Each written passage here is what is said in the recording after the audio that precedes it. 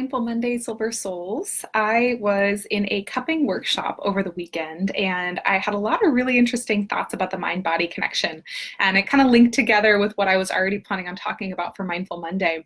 And I don't know about you guys, but I had this experience in the past where I used to feel very bound in my body and in my mind. And I know now, knowing what I know now, that in the past it was because I had a lot of stuff that I didn't process. I had a lot of emotion from young childhood. I had a lot of injuries and a lot of fascia pent up and built up.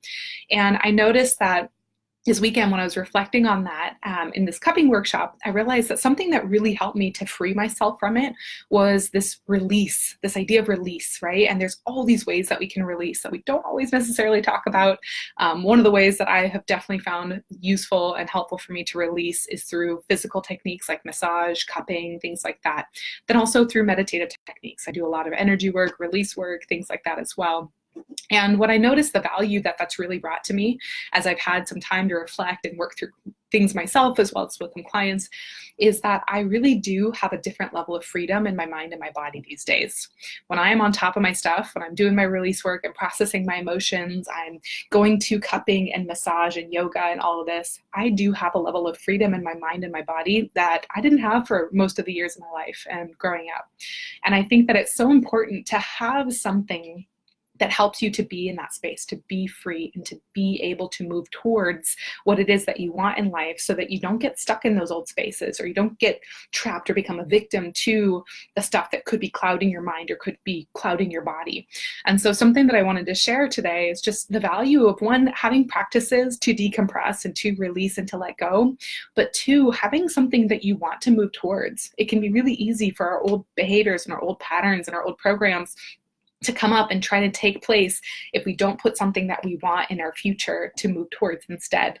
And so something that I have been encouraging all my clients recently, and I'm going to be definitely talking about in yoga tomorrow, if you're able to join us, is this idea of having something to move towards, having something that lights you up to the nth degree, that just makes you feel excited to be alive and want to move towards becoming the next best version of yourself. If you have that, if you have something that it's like, I want that 100%, like 100% of me wants that, you're going to have momentum. You're going to have positive energy to move towards that. So think about that today and this week. Just, is there something that you want to move towards? And if you do want something and you are moving towards it, how much of you is moving towards it? Is it 100% of you? Like, yeah, let's do that. Or is there still part of you that's trapped in that, well, I don't want that mindset. I want this mindset. Right? If we really want to move towards what we want, we need to figure out how to free up our energy from the don't wants to put all of our energy towards what we do want. And that might be something about, okay, I want this, but there's still this fear that I might not get it, or there's this, I don't want that. How do you want to process it? Totally fine if it's there. That's normal. We're human. Do you want to process it through breathing? Do you want to do some yoga? Do you want to do some release work? Do you want to go get some cupping? Whatever it might be. How can you free yourself, whether it's in your mind or your body, from that old don't want energy so you can free it up and start moving it towards what you want instead? Such a great question to ask yourself, and one that I find myself continuously asking myself. Every new goal that I have to check in on that. It's one of those things that if you just check it ahead of time, you can be proactive, you can clear the energy and make it so much easier for you to move towards it. So hopefully that all kind of linked together and made sense.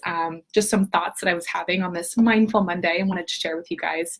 And also just join us tomorrow if you're free. Yoga Manaloa, donation based, at 7 p.m. at Mission Bay. We'll be just south of the visitor center.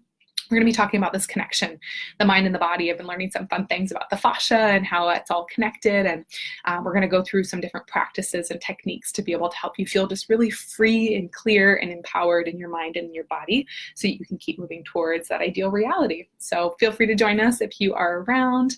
And if not, hope to see you at the next one. All right, guys, hope you're having a wonderful Mindful Monday.